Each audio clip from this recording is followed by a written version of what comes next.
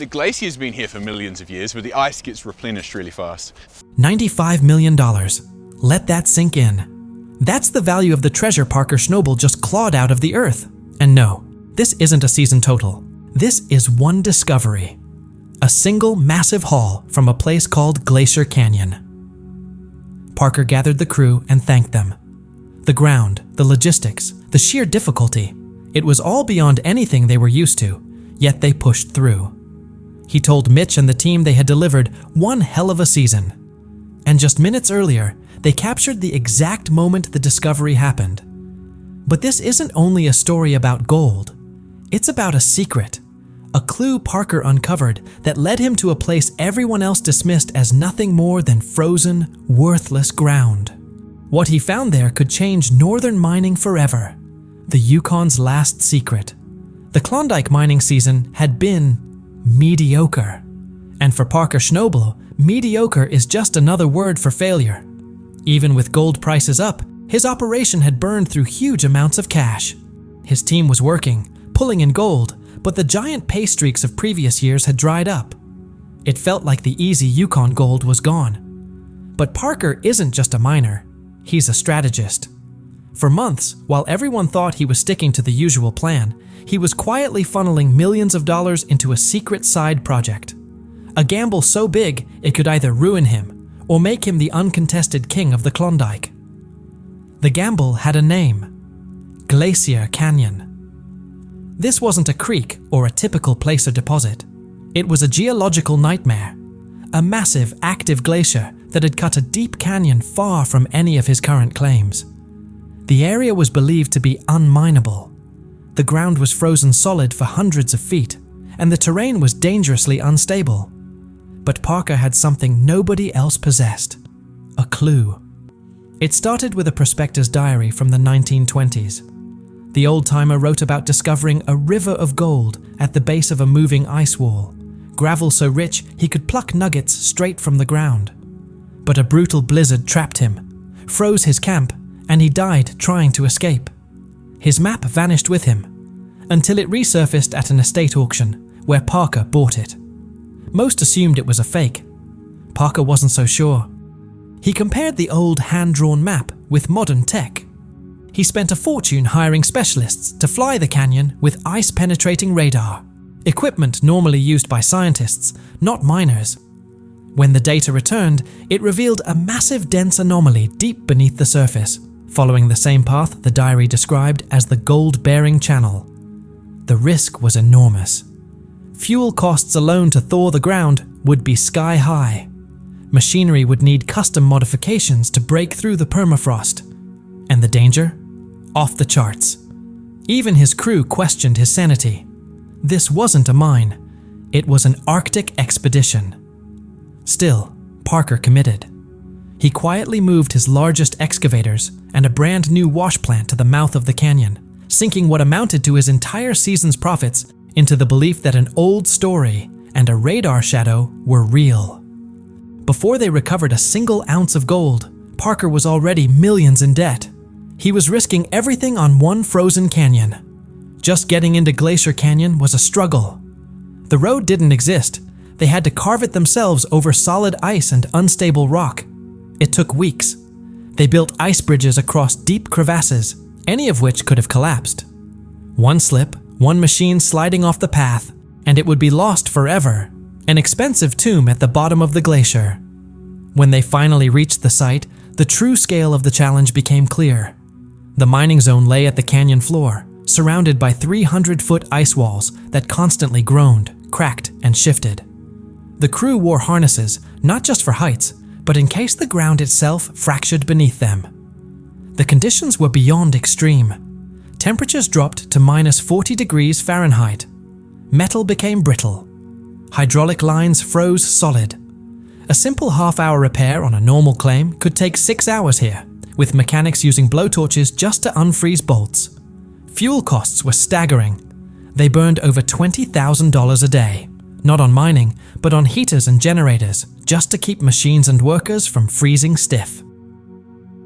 The wash plant, Big Red, was another nightmare. It needed millions of gallons of water, but everything was frozen. They had to build a massive diesel-powered melting system to thaw a pond enough to run the plant. All this effort, and they still hadn't washed a single yard of pay dirt. Morale was tanking. The crew worked around the clock in the harshest environment of their lives, chasing a theory. Ice walls collapsed daily, sending huge chunks crashing down, sometimes terrifyingly close to camp. The glacier itself seemed determined to shut them down. Finally, the plant was ready. Now it came down to what actually lay beneath the ice: gold, or absolutely nothing. The first attempt was crushing. Parker's radar-based target was selected precisely, and his excavators, fitted with giant ripper teeth, started to tear through the permafrost. But it wasn't like digging dirt. It was like carving into concrete. For every foot they dug, hours disappeared, and hundreds of gallons of fuel burned.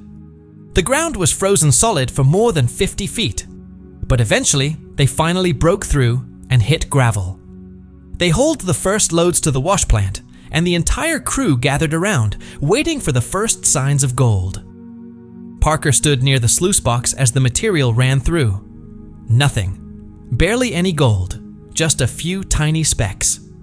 The kind of pay you could find in any ordinary creek. The team deflated instantly. Parker's expression said everything. He was staring at what could be a multi-million-dollar disaster. At the current yield, he wouldn't even pay for fuel, much less make a profit. He knew he had to make a call. Today might be the end of our run, he admitted. The decision wasn't easy.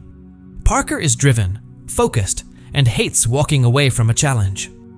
But the disappointment hung heavy over the camp. Was the old prospector's diary nothing but tall tales? Was the radar anomaly simply dense rock misleading them?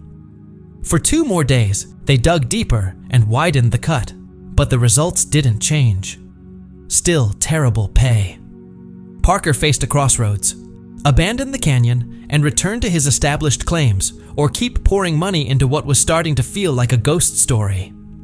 He returned to the map, then to the radar scans. The signal wasn't at their current depth, it was farther down. "We're not deep enough," he finally told the crew. They needed to dig well beyond the 50 feet of frozen gravel and reach bedrock, where the ancient river would have once flowed. The excavator operator pushed the machine to the edge of its capabilities, the ripper tooth screaming against the permafrost. And then something shifted. The gravel changed color, from pale brown to a deep, heavy black. It was a completely different layer, packed with dense black sand. They had reached the ancient river channel. Parker grabbed a test pan, his hands shaking from the cold and the adrenaline. He washed the material and looked down. The bottom of the pan wasn't just dusted with gold, it was loaded. Bright flakes, chunky pickers, full-on nuggets, more than an ounce in a single pan. The pay was incredible, but they had no idea what it was leading them toward. The richest ground on Earth.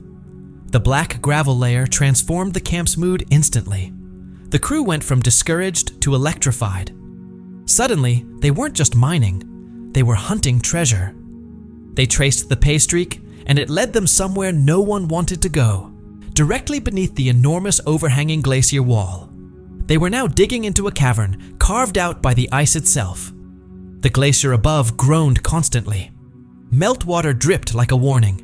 It was, without exaggeration, the most dangerous gold mine on the planet. But the gold was simply too good to walk away from. And then they found it. The source of the radar anomaly, and the legendary river of gold. But it wasn't just a river. It was an ancient, prehistoric glory hole. A huge natural bowl in the bedrock, carved by a waterfall thousands of years before the glacier ever existed. It acted as a gold trap for centuries. The pay dirt they'd been washing was just the overflow. The real treasure was here. The sight was unbelievable. Gold wasn't just mixed into the gravel, it was the gravel. A thick, sparkling band of yellow metal, with nuggets as large as potatoes wedged into the bedrock. The concentration was unlike anything anyone had ever witnessed.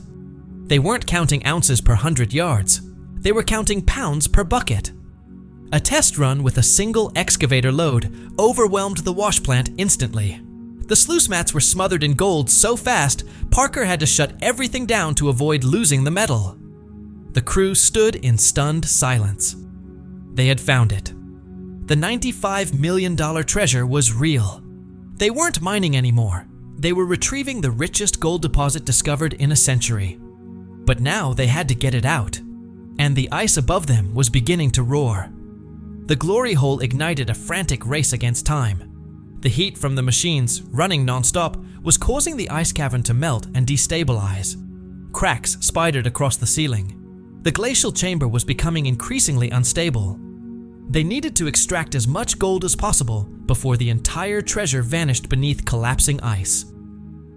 Parker pushed the crew harder than ever. They worked without sleep. Trucks ran in a constant loop, carrying black pay gravel to the wash plant in a non-stop 24-hour operation. Gold output was staggering. They weren't filling gold pans or tubs. They were filling barrels. But the sounds from above grew more ominous. The deep, echoing groans of shifting ice filled the cavern, each louder than the last. It was the voice of the glacier warning them that the end was near. They were standing on a fortune, but the mountain of ice above them could bury that fortune, and them at any second. They had to choose between pushing the limit to recover even more gold or pulling out while they still had a chance. One more truckload could be worth $1 million. One more minute could cost their lives. For 3 days, they ran on adrenaline alone, harvesting gold beneath the shimmering cathedral of blue ice. And then the glacier gave its final warning. A sharp crack, like a rifle shot, ripped through the cavern. A massive chunk of ice, 2 tons at least, the size of a pickup, tore free from the ceiling and slammed down with a thunderous crash. It landed exactly where an excavator had been operating only minutes earlier. The ground trembled. The crew froze in shock. That was it. No more debate. No more pushing their luck. Parker shouted one command: "Evacuate now!" The camp erupted into frantic action. Engines roared to life. Diesel fumes crystallized instantly in the frigid air. They hauled out the last overloaded trucks of pay dirt and fled the collapsing cavern, racing their machines against the full force of nature itself. Ice began collapsing in massive sheets, and fresh cracks shot across the cavern floor like lightning. The crew escaped with only moments to spare. As the last man cleared the entrance, the cavern behind them released one final tortured groan. Hours later, the entire ice shelf gave way, burying the glory hole beneath an unimaginable weight of ice. The treasure chamber was gone forever, sealed under tons of compacted glacier. There would be no return trip, but they had already pulled out more than enough. Back at camp, the drained and frostbitten crew gathered to face the final count. Except it wasn't really a weigh-in, it was a logistical nightmare. Their field scales were far too small to handle the sheer volume of gold they had recovered. The sight was surreal. Buckets, crates, and even truck beds overflowing with gold dust, large nuggets, and quartz-studded specimens. It was the kind of problem miners only fantasize about. They had to call in certified assayers, who spent 2 full days drilling samples, measuring densities, and performing detailed calculations. When the final verified total came in, it was almost unbelievable. The Glacier Canyon gamble, the long shot everyone dismissed as madness, had paid off in spectacular fashion. The final value? $95 million. A lot of people watching might wonder the same thing. Did this happen overnight? Is it really possible to stumble upon a treasure this massive? It sounds like the kind of legend that inspires miners to trek into the wilderness, chasing that one discovery that changes everything. But the truth is, none of this was luck. It was strategy, risk, obsession, and relentless belief. That's the story of the $95 million treasure. Now the question remains, was this a once-in-a-lifetime find for Parker? Or proof that countless hidden, ice-locked fortunes are still waiting out there? Share your thoughts in the comments. And don't forget, please subscribe to the Timefold channel and remember to like the video.